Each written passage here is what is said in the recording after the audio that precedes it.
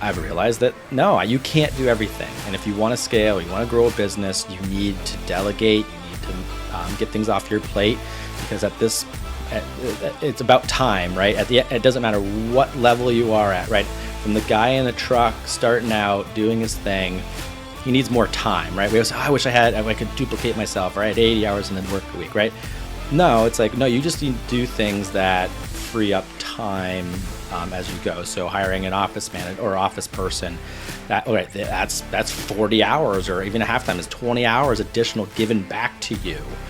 So imagine what you do with an extra 40 hours. Welcome to the Landscapers Business Growth Podcast. My name is John Giacotto, and I'm your host. We've got Tori Shalanda with us here today. Tori is the president and CEO of Better View Landscapes, which he founded in 1995, and they're located in Massachusetts. So Tori, thank you so much for joining us on the Landscapers Business Growth Podcast. No problem. Thanks for having me. Excited to be here. Great. Maybe we could start off, tell our listeners a bit about Better View Landscapes. Yeah, so this is probably a very familiar story to a lot of people, your listeners. Started back in 1995. We had a Ford Ranger, Band-Aid in color. It was a former government truck that we got through one of those auctions and something like that. Good friend of mine at the time. We started this together. It was two guys. We were working at a fast food place. I'm like, we could do something else, and so made a list. Long story short, or long story long, we started a landscape company with a few clients, some paper flyers, the old day of papering mailboxes, and kind of doing some guerrilla marketing. We didn't know that's what it was called at the time, but that's what it was. And yeah, so like 2 years later, I think we parted ways. I bought him out. We had bought a commercial mower. I still have it sitting somewhere in our shop. But yeah, so that was in 1995. Cut to now, we're almost actually on our 30th anniversary here, coming up next year, which we're really excited about. So 30 years of business is, as I'm sure a lot of people realize, is a lot of stuff that goes on in that time, and even the last 5-10 years is a challenge. So so I've learned a lot along the way. So we are started as a lawn mowing company. We had a different name at the time. We did a name change about, I think 4 years ago now. Haven't really looked back. We've been Better View Landscape since then. The previous name just kind of pigeonholed us into one type of thing, which is lawns. We do a lot more than that. We're sort of higher end landscape design, build, and maintenance and care, including lawn mowing and of course snow removal and stuff like that. Really haven't. I think I would say we really didn't start taking this business serious until about, around one time I got married, which was about 11 years ago. It was probably, we'll call it 12 now, really. Kind of just like, wait a minute. It was always kind of it was a job, but it gave me a lot of freedoms, a younger self, which is nice, and got to do a lot of fun things and explore and travel. But started really making a decision to I want to build this business, and I did so for my employees. I had some great employees that I really wanted to create also an opportunity for people to come work, learn, and kind of enjoy landscaping the industry as I enjoy it. So, yeah, I guess I could talk for hours about that, but that's the gist of it. Sure. Okay. And how are you split between commercial and residential work? So I would say 90-ish something plus % residential. We are high-end residential. We do what's called we've kind of branded is right fit commercial. So commercial clients that want to behave like residential properties, in that they care about the quality, they care about the details and the things that we kind of hold dear, best practices, which most residential clients do. Commercial, not to say that all don't. Again, that's why we have right fit. But a bigger part of the industry is not as cognizant of what it means to take care of a property and keep it sustainable. They're really more looking at a number, and that's not really what we're about. Of course, we're about numbers, but we're also making sure the work is done correctly, so we're not hurting the landscape in the short term to save some bucks to delay a problem. So we also work on educating. So 90% commercial or residential, and the other part is some commercial. We do some commercial plowing. It's actually part of our entire how we do our snow. It's kind of part of our formula. So we do kind of bring in a little bit more commercial for the winter. We've been moving more towards only doing commercial snow if we're doing the commercial landscape side. But we kind of there's some leeway there. Gotcha. Okay. So, you mentioned snow removal, snow management. Yep. I hear over and over again, especially, from landscapers, that they just do not like doing snow removal. They don't like that piece. They can't figure out how to make the model work.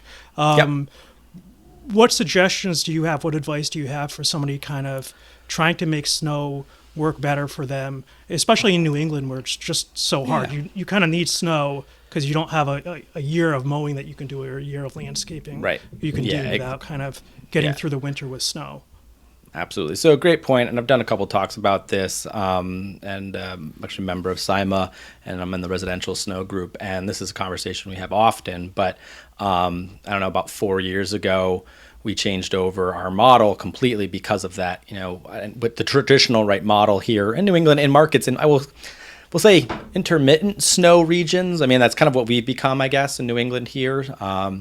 Is that we're not getting it as consistently as maybe we used to, but it's changed, right? So it's evolved. So we have to look at changing our model, and so in the gist of it is that we have a unlimited or a prepaid model that supports our residential side, and we have a commercial. It stays in that per push model. Yeah, that basically helps balance. You need to create a balance, right? You need to create a budget. You need to understand how to do it, and once you kind of do that, and you have consistency, like you said, you can't have like with mowing, you don't have a whole season mowing. Well, if you can have a budget of money that you're doing for your snow, that gives you the ability to improve your snow and actually start to like snow a little bit more, and do more with it, and serve your clients the best that you can.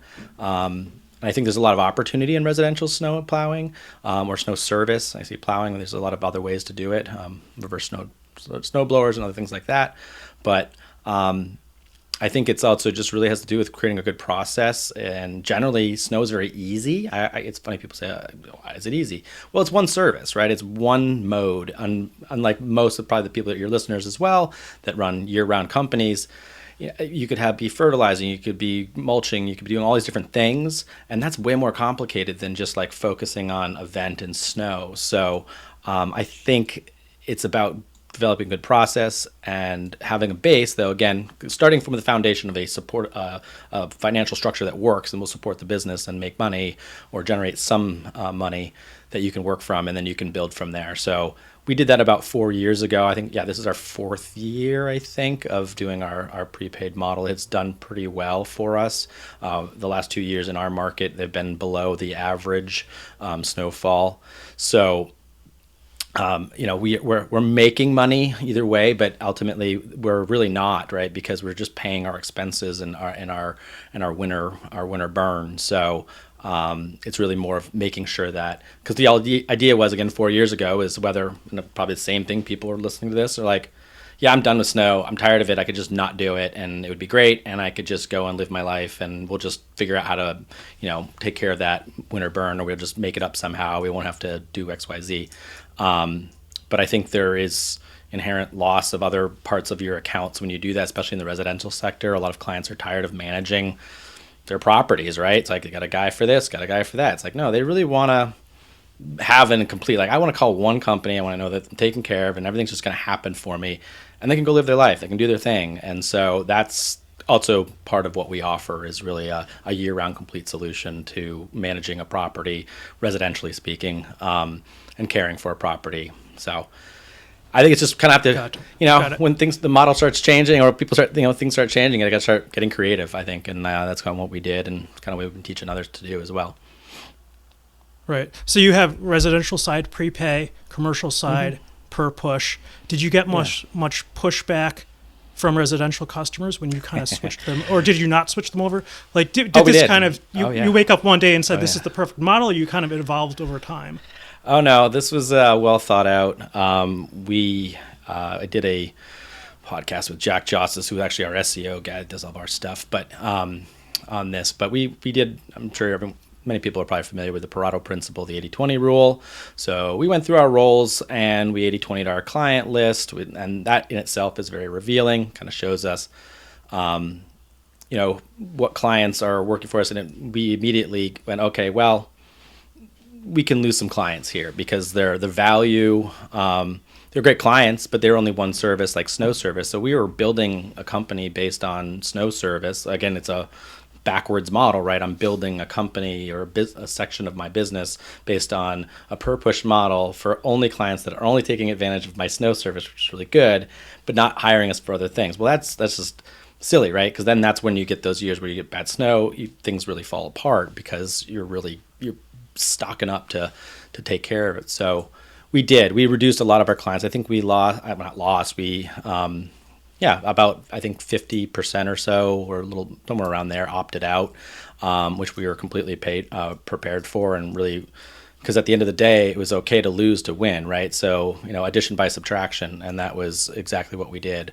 So that was key, and creating a model that worked for the business. It's like you have to also, you have to look at what works for you and what's for your business and how you're going to get through and how you're going to pay your bills and how you're going to pay your people, and live the kind of, what you want to do with your life. And that's what entrepreneurs are about, right? We're creating Right. time, freedom of time. And that's what we've done. Right. So you basically whittled your client base down to the best customers, kept those and were okay generally, with, exactly. Or the ones that losing. basically the ones, Yep. Right. So the ones that are really ones that appreciated our the work. service.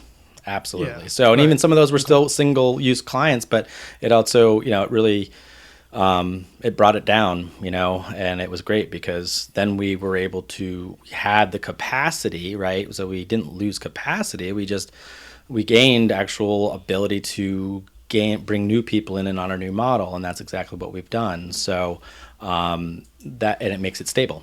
And that's really all we're looking for, stability. I think that's the truth. I think you can get stability in your snow, then you can basically build something. You can scale off of that. Like once there's stability, and we have a very scalable model.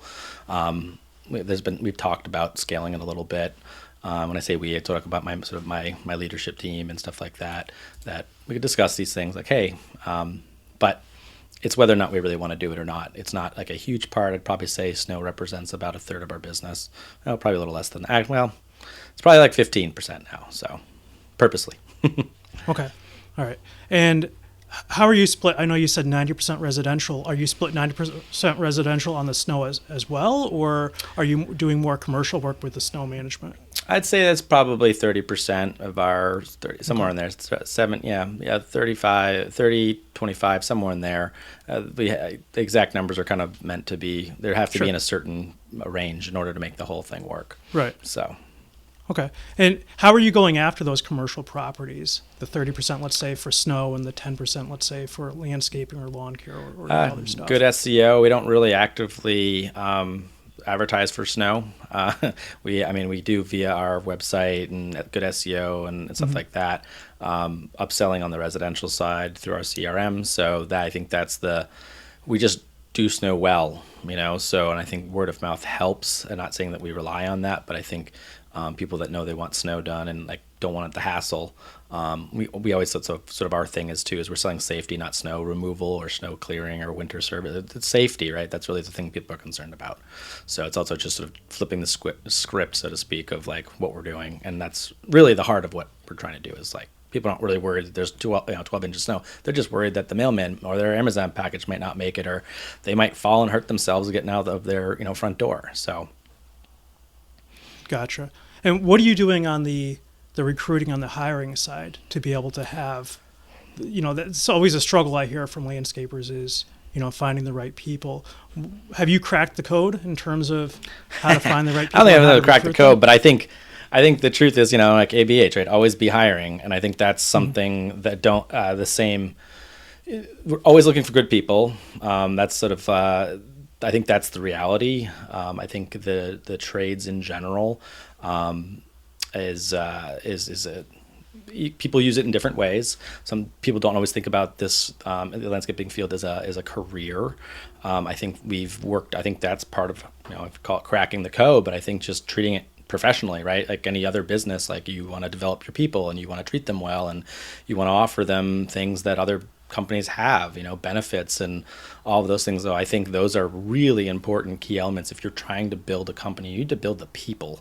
Like they're the people, so, you got to give them the support they need. You got to create the correct, the culture and stuff like that. So yeah, I think it's a multifaceted, but I wouldn't say that we have trouble hiring. I just say it's costly, and you also have to be willing to invest both in, looking actively searching for people, but also be, when they get here, you're treating them well and you're making the experience, exciting and interesting for them, and be learning. I mean, internally, we send a lot of people out to different schools. We've got UMass here. We're located in Hadley, Mass. So we've got UMass Amherst, literally a stone's throw from here. So they offer some green school stuff. So we send our employees to a lot of those things.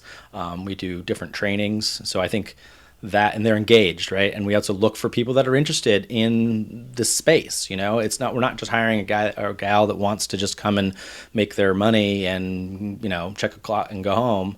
They're invested. They want to learn. They're really interested. And I think that's the other thing too, is you need to be looking for people that want to learn, and also people that want to teach. Like that shows like you want to come and share what you know.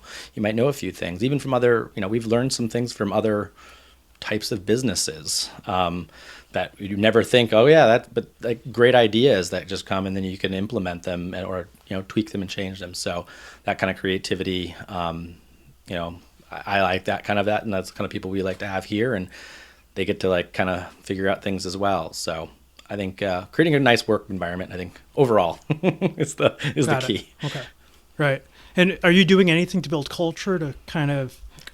Yes. Once you hire somebody, how are you building culture and making somebody want to stick around? What are those things that you're doing? I think one of the key things, it seems so simple now, but I think it took us a while too, is like probably the most important day for any employee is their first day, right? They're setting, it's like a first date, right? You show up and, you want to put your best foot forward. You want to be genuine, right? Because you can usually suss that out pretty quick. But it's making sure that they have, this is funny. I know I don't know, 10 years ago, maybe now or longer, we had an employee that left we really liked, and he was maybe here for, I don't know, a few months. And part of kind of like, it was like, we kind of checked in, hey, what was the issue? And one of his issues was like, he didn't get shirts. He didn't get the shirts like everybody else had. And it was like on day one. So he kind of felt like left out and didn't really ask. And so it was like, well, wait a minute. So like people were walking out the door leaving because we're not including, right? It's not an inclusive space. So very quickly we have a standard issue of like, no, you come, you work for us first day, you get your shirts, you get, we solve those things. I've said this before to other friends and other people and colleagues that a lot of people are moving jobs, right? So to go work at a new place, they're making a huge life step, right? And so if you're not supportive along that journey and making them feel like they've made the right choice, they start to form their own opinions. And I think that's part of it. So I would say day one, but also leading up to their first day, when we have a good onboarding process. Could it be better? Absolutely. But I think even just the small stuff of just like, hey, this is how you clock in. This is how you do this. Here's your shirts. Here's the stuff. Hey, this is our shop. Hey, this is the person you're going to be working with. This is your manager. Those are huge. We do a weekly meeting. I'm involved with that every week. So there's some stuff there. I think that helps build culture. It shows that we care. We do, and we want to show that. I think for a very long time, it's like, oh no, of course I care and I do and all what I'm doing, but like you're not showing it, right? If you're not showing it, you're not expressing it and doing it. It could be very well true, but you need to. People don't know. So, and it's someone that doesn't love to like boast, like that feels weird, but you have to like be uncomfortable about the fact that sharing about the things that are important to you and why you started this business. So that weekly meeting, we usually have people only start on Mondays. That way they're there for that meeting. We will not hire. We've actually delayed people's hiring. Like, oh, we can't. Oh, I have something on that Monday. Okay, well, we'll start next Monday. Oh, well, okay, cool, let's figure out a Monday that's going to work. So people Right. get really weirded out by that, but it's like, no, that's just because we want to make sure you're included and that you've met everyone and we've kind of introduced everybody on that first day. So I guess that's the Right. very important part. But we do all kinds of things, the training, investing in our people. We do some company events. We've done some indoor karting the last couple of years. We did whitewater rafting last year, which was a lot of fun. We do a fall, or not fall, but a holiday party. We're already planning. We plan these out actually now this year. We planned these back in April. We kind of set the schedule and said, what do we want to do? And we even had our staff members vote on which one they wanted to do for our summer one, and they chose the indoor karting. So, which I really love. I'd rather do the rafting, but they all love the. I mean, Right. karting was fun too, but but again, it builds culture. We get to mingle and kind of see each other outside of our work environment. I think the other thing important for business owners to understand is like people are here at your business more than they probably are with their families, right? So they're spending more time at work than they are at home, because so that's an important. It is a family, so the culture is key. You don't want to go. If your family life stunk and you didn't like it, or whatever, you wouldn't stay, right? So why would you expect any less for a business? So it's got to be a place that people are respected, cared about, and all that stuff. Have we always been that way? No, we work Right. really hard to change culture, and I think that is part of what helped us grow as a company. So recognizing that and expressing that, and yeah, Right. the appreciation for the hard work. Right. So you mentioned about 11 years ago you started to take the business seriously. Yeah. What did that mean? Like, what was the transformation from, okay, I have a landscaping company and, we do all this stuff, or a lawn care company, and we do all this stuff, to I'm going to grow something, I'm going to scale something, I'm going to put in place perhaps the right processes and just try to build this thing. How did that evolve? Well, a couple things. I would say it started really investing in myself and learning, right? So started attending more things, going to different events. That's sort of how it started. Yeah, and not just like going to like uh, landscape educational like schools type things, but more of like even like the Techo block. They have the yearly display thing where they go around. Paver Pete does his thing, and he's but you're talking with other business owners, and I think that's where it kind of started things. I think that's around the time. It's actually probably about 15 years ago when I hired my first office person. So I think that was the step, like, hey, and also understanding your limitations and your bottlenecks. So, and going, wait a minute, like I can't do all of this, and I'm going to say this, and I know people, this is going to resonate. I can't be doing billing at middle of the night, at the end of my day. I'm exhausted. I mean, I might have been not necessarily in the field, but I'm running on estimates and this and that. So, that was a big thing. I was like, wait a minute, I'm starting, and as I've gotten older and more wiser, I guess, I've realized that no, you can't do everything. And if you want to scale, you want to grow a business, you need to delegate, you need to get things off your plate, because it's about time, right? It doesn't matter what level you are at, right? From the guy in a truck starting out doing his thing, he needs more time, right? We always say, I wish I could duplicate myself, right? 80 hours in a work week, right? No, it's like, no, you just need to do things that free up time as you go. So hiring an office manager or office person, that's 40 hours, or even a half time is 20 hours additional given back to you.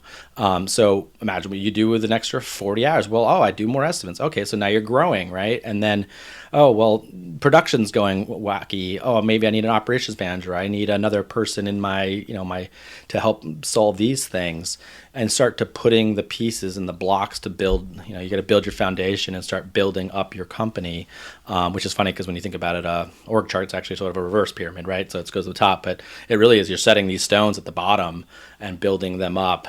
You're almost kind of lifting yourself up. I guess is a really good way to think about it, right? You have all these things, all those roles, and you're kind of moving towards the top.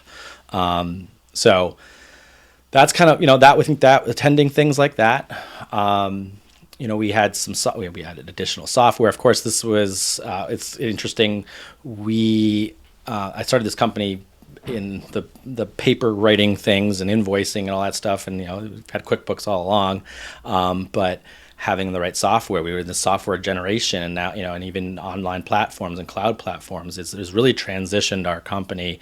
We signed on with a CRM. I think it was 2000. I want to say it's 12, but around when it started, actually just after it started, which was Service Autopilot, which we still with and really like, and we've made it work for us. So having that, any type of CRM, I know there's a ton out there. There's Jobber, there's Aspire, there's Service Titan, all these different things out there that are, I think, to be competitive or do anything in this market, in the landscape industry, you need to have some software. I've met a lot of great big companies, huge companies, like $5-10 million companies that are just converting over from spreadsheets and stuff like that. Do we still use those? Yeah, in a different way. But I think a CRM or something like that really helps. So that was another big block. And then it was started moving into hiring. In 2019, we did hire our first operations manager, and that worked. And that was really insightful. It was like, oh, yeah, but I think there's also a couple things. There was a growth hurdle there. We were kind of like, oh, you need to make sure you're developing each one of those tiers in that org chart, right? So you got your field staff, that you're developing a structure.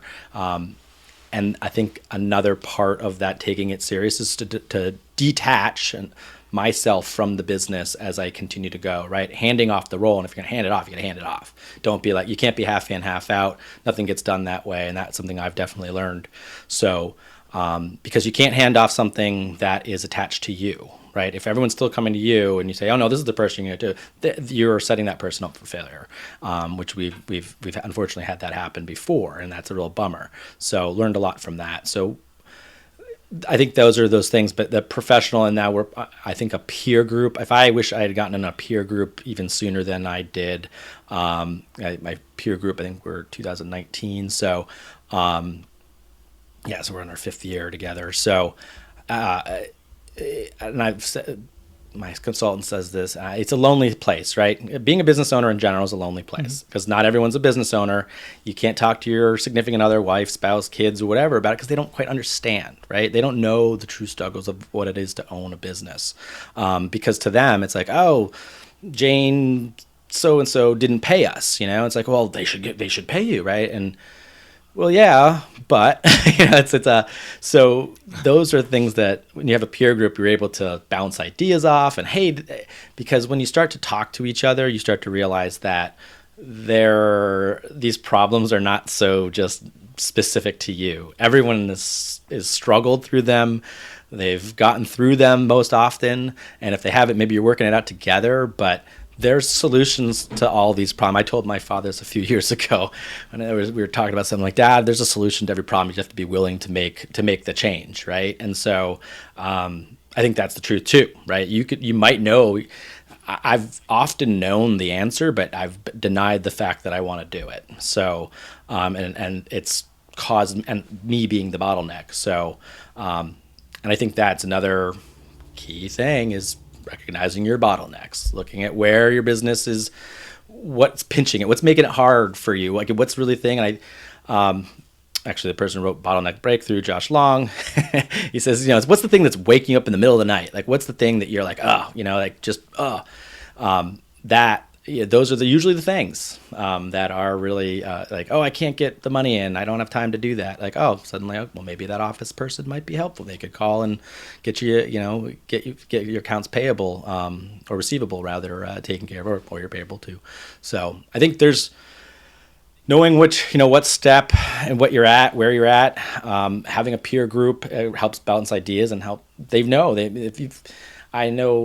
I talk to other companies that are above me that have gone through things, and they unlock these huge parts that seem so difficult to figure, and it might be just a 10-minute conversation, and you're like, oh, but you're mired in it, and it's lonely and it's scary, and so I think peer groups are really, and there's so many of them now. I think just finding a good group of people that you through consultants, there's private chats, you can even form your own, even this day and age in Facebook private groups, member of a few of them, you start relationships with some of these people. And you just kind of know them like virtually, and you kind of talk about things. And I talk to other business owners in my own market, not in the landscape field specifically, but there's a local coffee shop that I really like, and our kids hang out together, and we talk business all the time because at the end of the day, business is business, generally speaking, and we like to talk about like the different parts of it, and what the shared experiences are and of growth. So,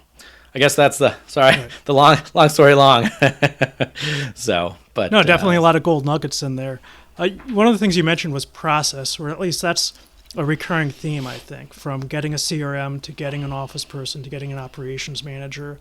How have you kind of implemented more processes, and what were the most important processes that you've implemented that have helped your business grow? I think we still struggle with this. I mean, I was literally working on them all the time, but I think I think you need to get your fundamental ones down. You need to have your billing I mean, simple stuff, right? It seems simple, but it needs to be your billing process. Like, okay, how am I going to charge for this? Your services, I think, especially for those owners that are starting to move out, maybe they've been in the field, they're just getting out of it, or they've been out for a few years, and they just go, well, they didn't do a great job. They should know it's practical knowledge. If you're saying it's practical knowledge and you're frustrated that a person's not doing it the way you had done it, you have not effectively communicated that. So I think those types of things, like things to how you want your product to be, right? Because and then teaching it, and also investing in teaching it as well. But those simple processes, like how you do the work, how you're going to collect for the work, and then how you're going to find the work. I think those are probably the three most important, right? That's the fundamentals of business. How I'm going to get customers, what I'm going to give my customers, and how am I going to receive money from those customers. And I think from there, you work out from there. And I wish we had organize that sooner. I think as you develop a CRM and things like that, that really is helpful because you can put a lot of those notes and you can build if you understand your process, you can put that into your CRM. We did it backwards. Like we kind of just had threw stuff at the wall, so to speak, and didn't develop it like we were actually now doing it now and have been for years. But there's a lot more undoing because you're doing while undoing and trying to tweak it. So for those who are earlier on in their business, congratulations, you're in a fun industry, but don't do what I did and try to get some of those things figured out. If you don't understand process, go learn about it, understand it.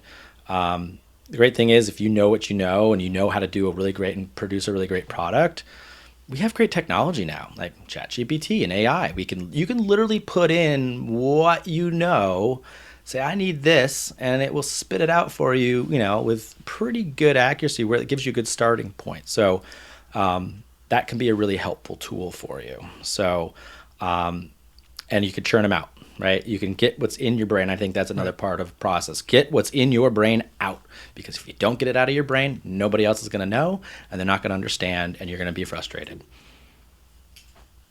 Right. So, you mentioned the name change. Were there any, Yep. and I think a lot of companies have gone through name change. I've gone through 3 myself.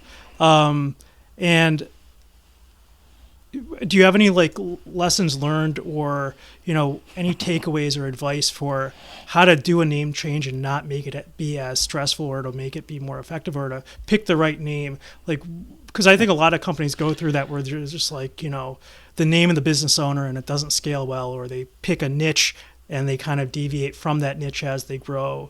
What advice do you have around name changes? If you're thinking you want to change your name, do it. Don't do it. Don't wait. We waited. I mean, I'm like, we'll do it someday, because again, we're growing. So it was like, it's such a frustration. But I'll tell you, it was, once you have your EIN number and you have all these things hooked to your being, your DMB number, for your credit for your company, are all tied to these things. So the longer you prolong that, the longer you're going to have. We're an S corp, so there's some paperwork with that, some Secretary of the State, it took us, I think, 2 years. Of course, we did it through COVID or during COVID, so there was an even longer delay. I think, I don't know, everyone's going to pick their own name, the right correct name, right? I think it's also, if you have a general sense of what you may want to do with the company in the future, naming it after yourself or something like that might not be the best idea. Be like, no, I want to grow a scale of business, and I'm an entrepreneur, and I just want to grow businesses and then sell them or whatever. Naming them after yourself is not probably the best idea. But if if it's like just a job that that you really want to you are more attached to, and you're like, no, this is going to be my thing, and when I'm done, it'll be done. Then I don't know that it matters. But I think picking a name that represents what won't pigeonhole you long term, right? Like we were more lawn related, so we were getting lawn jobs, which is great, but it really did. Changing our name really unlocked I think, some part of our growth, because people started seeing us in a different light. Do we still have similar struggles? People's hires for lawn mowing and some lawn care, but we show up and they're doing a patio, with another company. Absolutely, it's a bummer. We thought it was like, oh, it must have been because of that. Originally it was like, oh, it must be because they don't realize we do it. Also, you need to upsell. You need to tell your clients. You need to educate your clients. It's just like I was saying, if you don't express your culture and what you're about to your employees, you don't do that to your clients. They also think, oh, he just does lawns and fertilization and some mosquito and tick. They don't know that we do really awesome design work and do some really great projects. So informing your clients, communicating. That's where CRM really does come in handy too, because you can use that for marketing purposes. Emails and just we do a monthly newsletter, although we skipped last month, but those are really helpful. Informing your clients, just being there. And so when that pain point comes, or, oh yeah, I do need a new walkway, better view or whatever, company Z. So, but do it early. It's a lot of we're still untying things. We have old Google accounts, and because we work, we have the Google Workplace. So just changing accounts over. Website, we were due for a redesign, so it was kind of perfect. We redesigned the site and then started to optimize it from there. So yeah, it's a tough thing, but it's Right. in the rear view. So it's going to be painful, but do it early. Oh, it's Do going to be as soon so. as It's just like a possible. Band-Aid, It's gonna be right? You just painful. keep thinking about Yeah. like, how am I going to pull this Band-Aid off? No, it's like my girls, like this thing, like, I know. No, just do it. Like if you really think that's going to help and it's not representing you well, do it. Just do it. Right. Right. So tell me a little about your sales process and how is it kind of like, I know you're using a CRM and that's an important piece to be able to track everything, but tell me how what does your sales process look like, and what are the things you wish you had done sooner in your business that you're seeing are really helping with your sales and closings? Well, I think, I think having a CRM is really helpful. I think responding to the needs of your leads, clients at any given time. The way we sell now is different than we would have sold when we sold before. Even a couple of years ago, we're selling differently. First, you need to adapt. I think you need to be adaptive. You need to be able to adjust. I think you need to come up with, again, how you get the work and how you sell it. We use, again, we're talking about time. So I think one sales process, depending on what services you're offering, needs to be honoring your time. I still know tons of companies, really successful companies, that still roll a vehicle or a salesperson for a lawn mowing or something like that. And, in this day and age in technology, I think it's harder and harder to do that, because you can look at the person's yard. There's probably a Google image from 2 weeks ago, or even the worst case last fall. And so you can look at people's properties. Does that work for every property? No. If you can't, you roll a truck.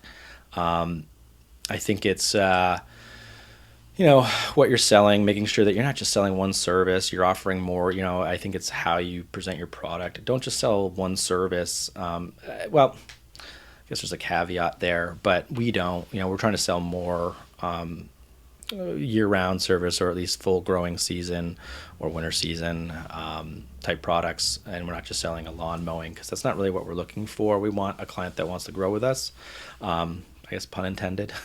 So, and looking at client value, I think that's the other thing too, is understanding client value. Once we start to really understand our client value, that really opened doors too, because you start to go, oh, well, I don't need that work. Knowing what you do best, knowing your ideal client avatar, I think that's huge. I think that's actually probably one of the biggest things one should know. Who do you sell best to? If you've been in business for a while and you have good records, and you can go, oh yeah, yeah, the client Z, they're great, and you look at, oh, we make decent money with them, and then you go and run a little, get a little deeper, and like, oh yeah, they don't, we do service them well, they really like us, and you find 10 of those or 20 of those that you can kind of go, yeah, I love that person. You go double check, they make decent amount, they generate enough revenue for your company and they're profitable customers.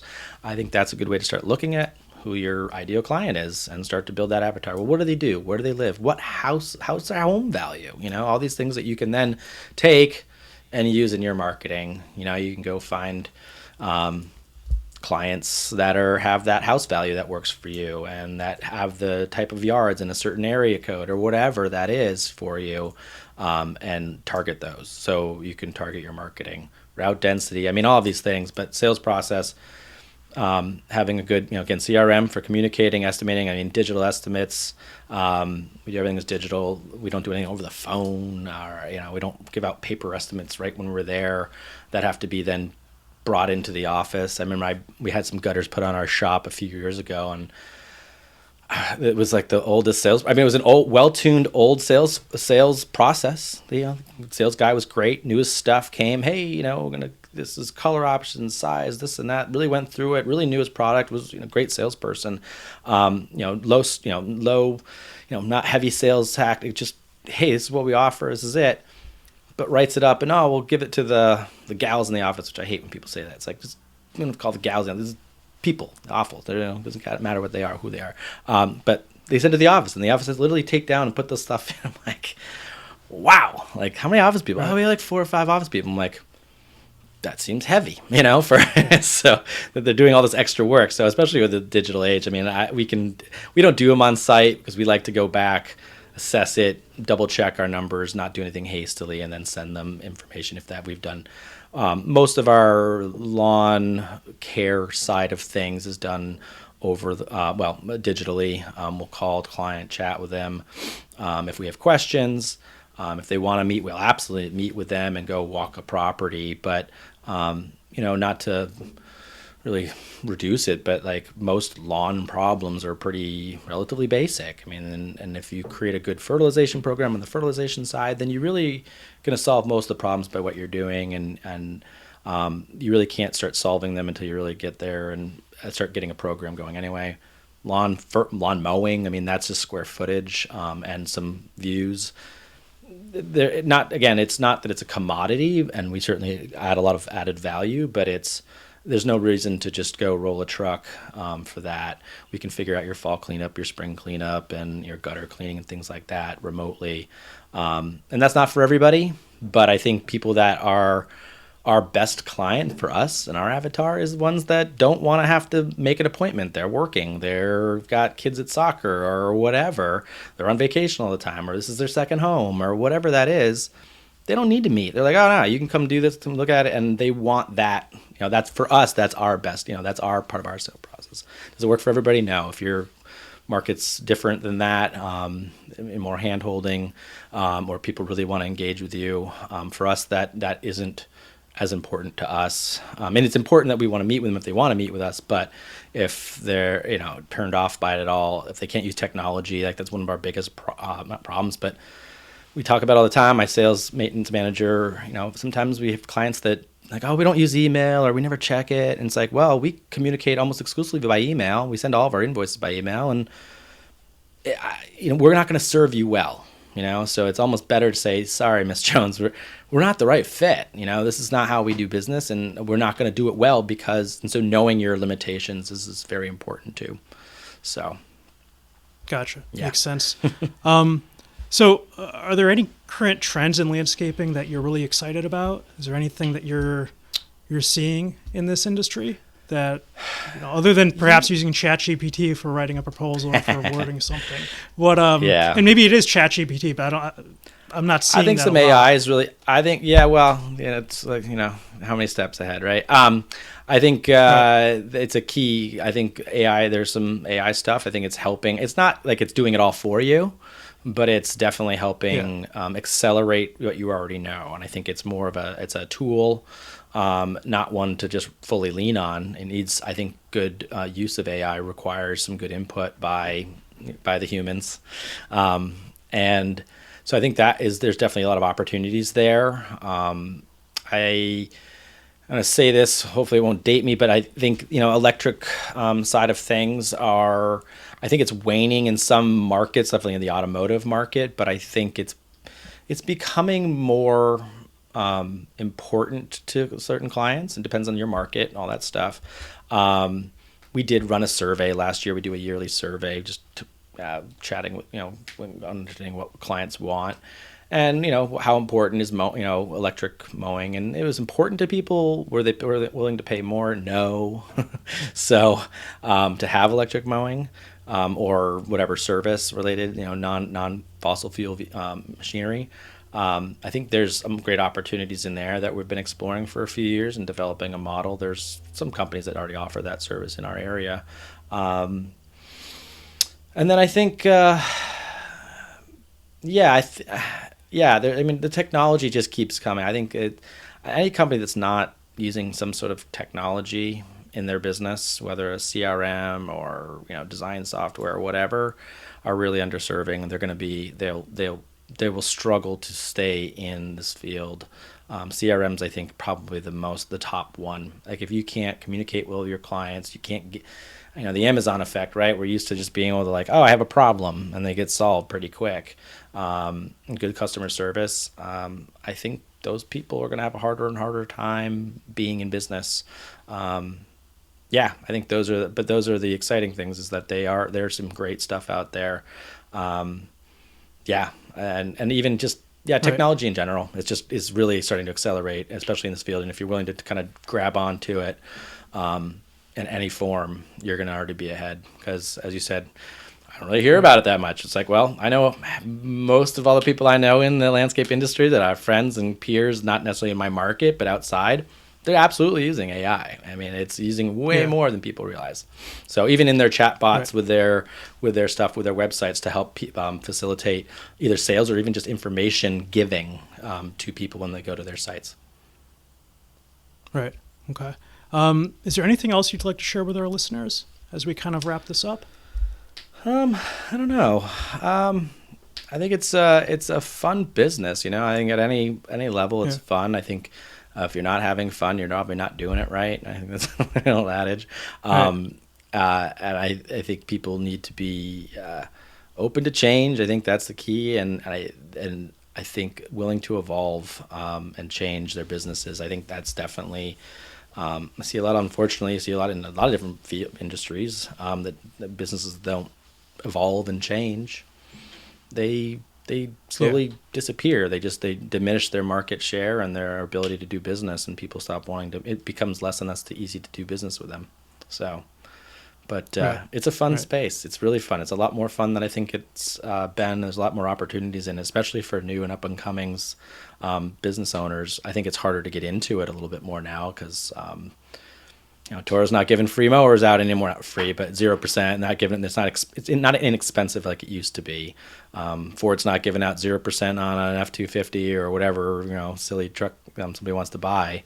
The other piece of advice, I think, take your shot if you're in the business or whatever. This advice has been given to me since I really got out of college. My mentor was like, "You can get yourself out of business the day to day, as soon as you can." And it took some time. I enjoy the sales part, but that's the part that's kind of my last piece that I'm slowly letting go of, and not letting go of, but I'm delegating it out and hiring staff in my sales department to really just basically make a company that I can work on, the part that I absolutely love doing, and doing stuff like this and helping other landscape businesses and owners in the business and kind of share my knowledge is kind of part of, it's kind of my part to start imparting my knowledge. I've got almost 30 years of running this business from where a lot of people have started to where we are now. And I think it's great to share that kind of knowledge. Right. Well, Tori, I can't thank you enough for coming on my podcast. Very interesting to hear a lot of your perspective, a lot of your thoughts on process, a lot of your thoughts on scaling and kind of taking the business more seriously and bringing it to the next level. I think our listeners came away with a lot of gold nuggets, and I thank you again. Yeah, absolutely. Glad to be here. Thanks so much.